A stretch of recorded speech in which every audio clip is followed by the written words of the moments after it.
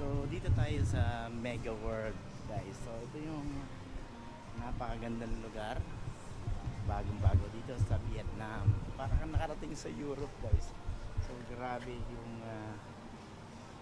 ganda dito guys. So pag talagang pumunta kayo dito guys, kailangan nyo puntahan dito sa Vietnam. Pasyalan nyo to guys. Sulit yung inyong pamamasyal dito guys. Tingnan nyo naman guys yung nakikita namin dito. So ayan, grabe, napakaganda.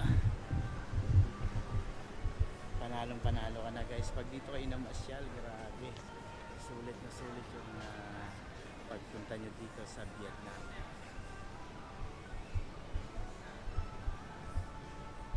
Grabe guys, nakakamangha. Mas maganda pa sa Europe guys. Nanggaling nga ako sa Europe, pero ito ay isang grabe, napakaganda guys. So nakarating na rin ako ng Paris, France, pero hindi ito kasing ganda naman. Mas maganda pa to sa Paris guys. Tingnan nyo naman. So lakad tayo papunta doon sa bandang dulo.